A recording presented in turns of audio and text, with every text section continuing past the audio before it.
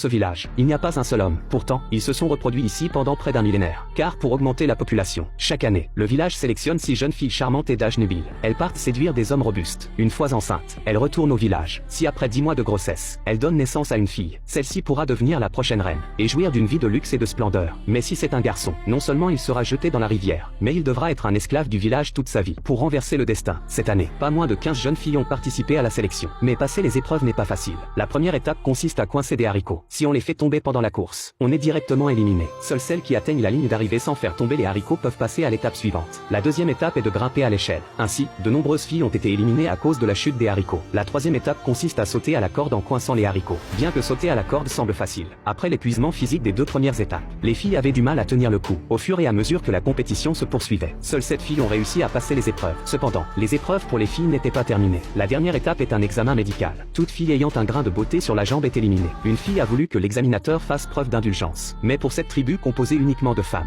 les exigences pour engendrer une progéniture pour le village sont très strictes. Après une série de sélections systématiques, seules 6 filles ont passé l'évaluation. Cependant, même après avoir réussi l'évaluation, elles ne peuvent pas partir immédiatement. Elles doivent encore suivre une semaine de formation théorique. Il s'avère que dans cette tribu, les hommes sont appelés démons. Les démons ne sont bons qu'à leur donner une descendance. Ils ne méritent pas de vivre avec elles. Elles doivent apprendre à ensorceler les démons. Puis, une fois enceintes, retourner rapidement au village. Après l'ultime exhortation de la reine, les 6 filles ont traversé la brume et quitté le village. En descendant de la montagne, elles sont tombées sur un démon dormant sur le chemin. Au début, les filles étaient heureuses de cela. Cependant, lorsque le mendiant s'est retourné, une puanteur les a instantanément frappées au visage, effrayant les filles qui se sont enfuies en panique. Les démons sont vraiment effrayants. Heureusement, les filles sont vite arrivées en ville. Elles ont découvert que cette ville était pleine de démons. Soit ils tuaient des poissons, soit ils grillaient des poulets. Cela a instantanément fait s'évanouir 2 filles qui n'avaient jamais vu le monde. Pour quitter au plus vite cet endroit rempli de démons, le soir, elles ont commencé à étudier des contre-mesures. Tôt le lendemain matin, elles se sont habillées de manière séduisante et sont sorties pour repérer des cibles, déterminées à agir rapidement et à rentrer chez elles au plus vite.